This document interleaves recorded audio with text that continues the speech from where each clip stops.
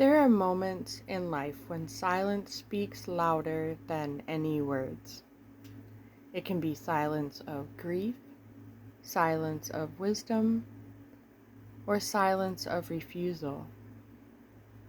And sometimes silence is the only weapon left against noise that pretends to be strength. Leadership, too, is not measured in applause. It's measured in the weight of decisions, in the cost of lives, and in discipline to say no when the easy answer is chaos. That truth was written across the faces of generals this week, not in words, but in silence. The room at Quantico was not empty of sound. It was filled with silence, a silence heavier than applause, sharper than protest. The men and women seated there have carried rifles, yes, but more than that, they've carried the burden of command. They have studied history lessons. They know that raw power without restraint is not strength, but chaos. They know that war is not a slogan. It's the most consequential act a nation can choose. And so they sat still. They did not clap. They did not smile. They listened, while a man mistook bluster for wisdom and cruelty for courage. Pete Hegseth promised to tear down guardrails. He mocked oversight. He treated restraint as weakness and discipline as something to sneer at. He wanted applause.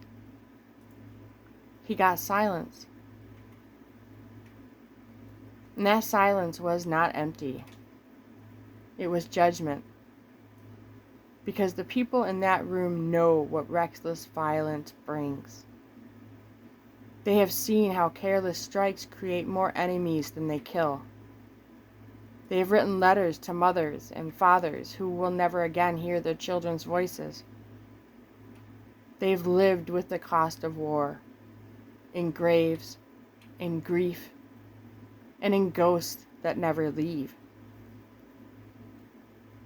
The irony is this: America's military is not the strongest in the world because we're the most brutal. It is the strongest because we are the most disciplined, because we set standards and follow law, and we understand that true victory demands restraint. Silence was their answer. A refusal to cheer for noise dressed up as strength. A refusal to legitimize cruelty masquerading as courage. Hegseth mistook silence for weakness, but in that silence was clarity. A message louder than applause. Leadership is not theater. War is not spectacle.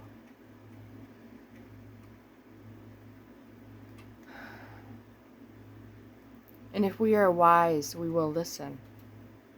Because that silence says is this: restraint is strength. Discipline is honor. And the Republic's future depends on knowing the difference.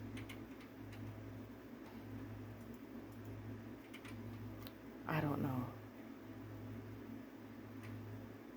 I don't know what to expect. But it's not this. This, whatever it is, it's not good. Americans are going to be hurting. And how do we fix this?